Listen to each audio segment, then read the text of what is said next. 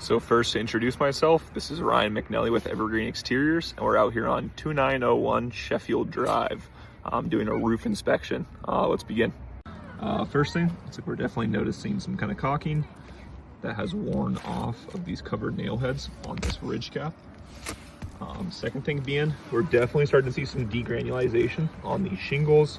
You can definitely see on these leading edges, we're definitely starting to see a little bit of fiberglass now showing on these shingles, as well as, you know, if we're just to rub our hand across, we're losing quite a bit of granules on these shingles, just kind of older at the end of their lives. Second thing we're going to go focus on is these pipe boots.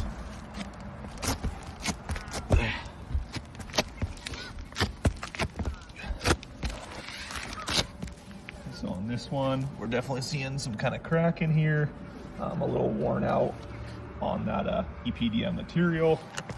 As well as, the only other thing I didn't notice is I like to put nails on these leading edges, just so no water can, you know, technically back up underneath here. Just holds it down nice and flush to the roof. Another thing I was looking at is that on this roof with the step shingles, if I can put this up, you can see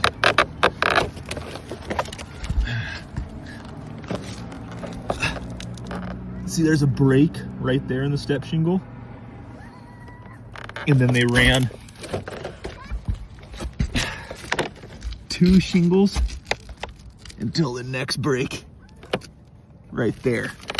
So what we always want to do instead of doing that is that you're going to run 1 piece of step flashing for every shingle, ensuring that you're flashing over an entire shingle underneath, so there's no chance water could back up.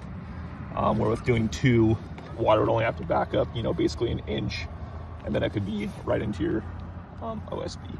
So this done here, this is 2 shingles per 1 piece of step flashing. I would not do that. I would do 1 piece of step flashing for every singular shingle. Alrighty.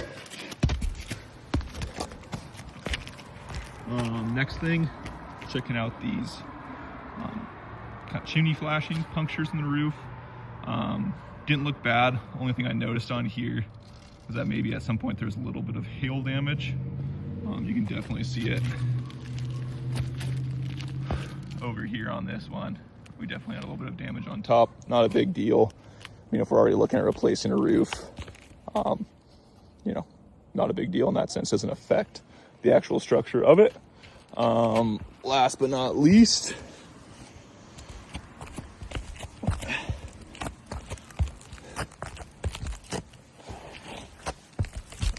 this last puncture down here, same story, even a little worse. We can definitely see where that EPDM has kind of worn out. Going around, that definitely needs replacement. Alrighty, that squares us up for this side of the roof. I'm now going to move over and inspect this kind of main living space, other side of the roof, and go from there. Alrighty, we moved on to that other side of that roof slope. Different part of the roof. Same thing, if not even worse. Just that degranulation of these shingles. This side's pretty bad. You can see there, certainly the camera angle, of just how much granules these shingles have lost. Let's move over and check out this ridge. Looks like same thing. Looks like we're missing that caulking on those nail heads. Has kind of worn out over time. We're not really seeing that anymore. As well as looks like a dog bone up here.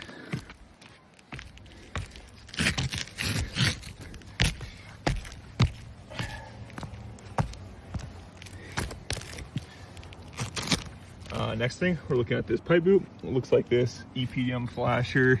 It's not terrible. It's definitely seen some cracks in it, worn out. Same thing as I was saying down there. I really like to nail this leading edge down, just so there isn't any chance for wind blowing rain to get underneath here. You can see I'm almost able to get a finger underneath here. Just something I think really ties up the roof. Look at this guy plastic looks intact. Usually with these kind of flappers, definitely see over time a lot of cracking.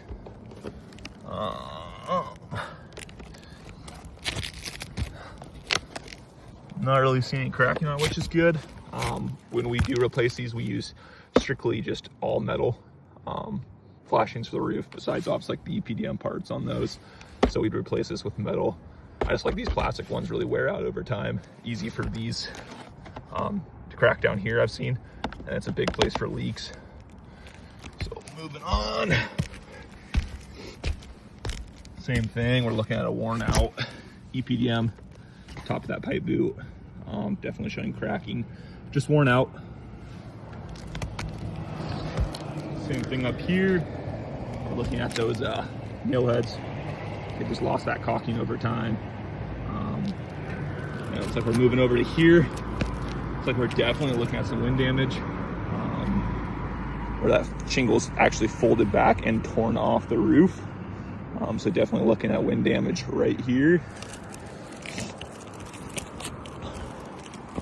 It looks like so far on this main slope of the roof, it's just that area of damage I've seen. We're gonna drop back down and check the other part of the roof down lower.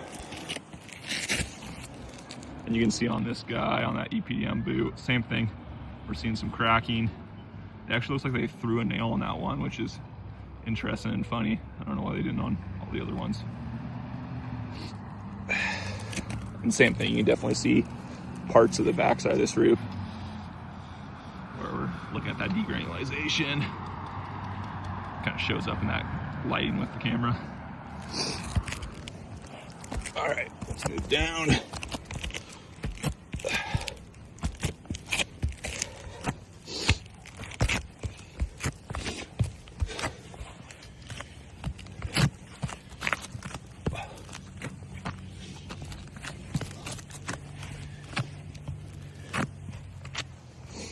All right, you can definitely see in this lighting too, a lot of those granules they've lost on this part of the shingles.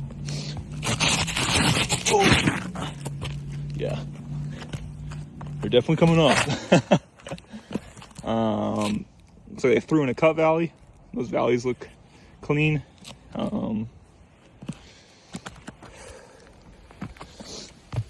move down to our last part of the roof. Be this lower section.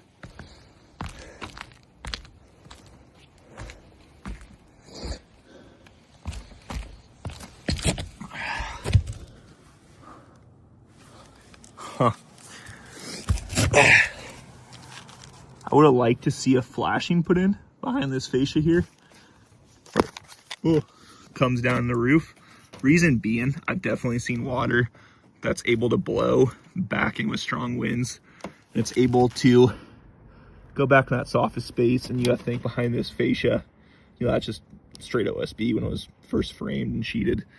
So I definitely like to see a piece of step flashing thrown in behind this fascia to block any rain from driving in behind here.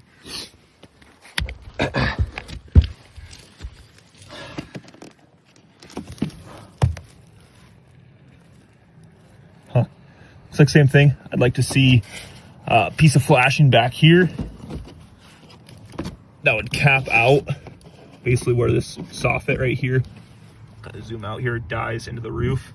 So they just threw in this J channel, but didn't put in a flashing behind it. So definitely I would see a need there as well. See if they put in end wall. Yep. They put in an end wall flashing. That looks good.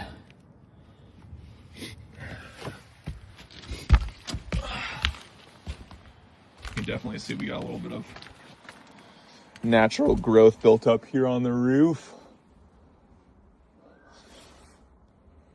It's just dripping down, looks like from right here.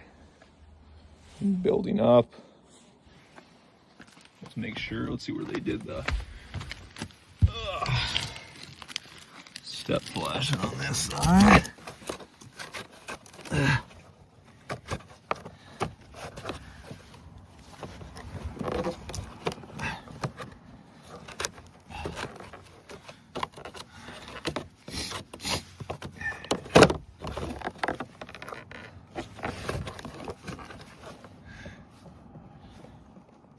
pretty hard to see the camera here, but it looks like same story as that other side, where we basically have a break in the step flashing right here, and they ran 2 shingles for every 1 piece of step flashing. As I explained on the other side of the roof, definitely would not recommend. A lot of shingle installers void their actual warranties of people that choose to install 2 shingles per 1 piece of step flashing. As I said yet again, would install this with 1 piece of step flashing for every shingle, ensuring that you have maximum coverage. No water could back up potentially into this seam here. Let's see if they throw in a piece of little end wall right here.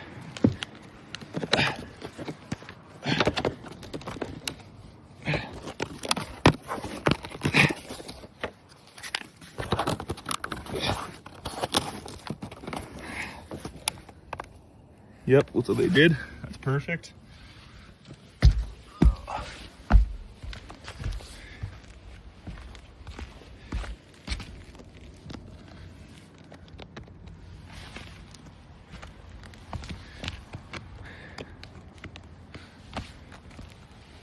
Perfect. And that ties up this side of the roof. Alrighty. One last thing I noticed, looks like someone had actually kind of marked it out here previously, is it looks like this tar strip down here is broken. You can see all the way pretty much to here that it's worn out. I'm able to get a finger in there. That's kind of where you start to see some of that wind damage coming from, is when wind's basically able to pick up a corner of the shingle, fold it back. That's what we kind of saw on the back side of the house here. I've been kind of feeling around, like actually, there's a perfect example. There's another one right here that you can see that has a broken tar strip. It's not actually adhered to the roof anymore, it's just the nails holding it.